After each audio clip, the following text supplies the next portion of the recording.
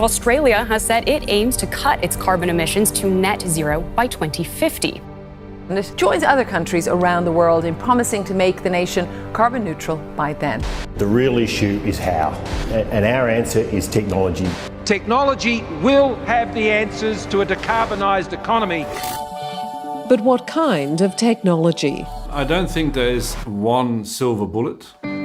Professor Thomas Maschmeyer was awarded the Prime Minister's Prize for Science in 2020 for his work on renewable energy and plastic waste recycling. He says while there's been plenty of talk about things such as carbon capture, the biggest game changer has been the rapidly falling price of solar energy. What other thing has decreased in price by 95% over a period of 10 years? That is enabling as input a whole lot of other technologies.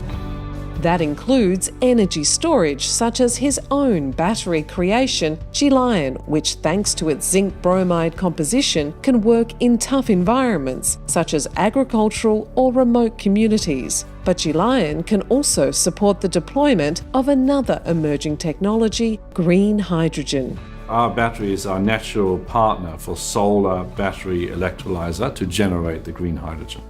Most of the buzz around green hydrogen has centred on electric cars and trucks, but it can also be used to replace coal in steel refineries. Swapping out coal to make steel is something Professor Veena Walla is already doing at UNSW. Our green steel technology is all about showing that we can actually use materials like waste tires in the process of making steel. Her polymer injection technology, which extracts hydrogen and solid carbon from old tyres, has been used in the production of more than 30 million tonnes of steel around the world. Professor Sahaj Walla is now even experimenting with using waste coffee as a source of carbon.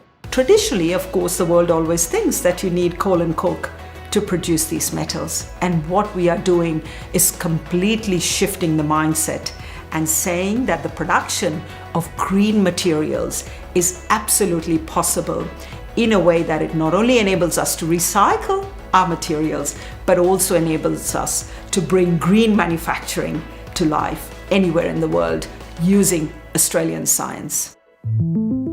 But Professor Maschmeyer cautions that science takes time. You have the idea, you've got to patent the idea in some form, you've got to build the team, you've got to validate and verify whatever your mousetrap is. It also takes money, and Australia currently spends less on research and development as a proportion of GDP than the OECD average.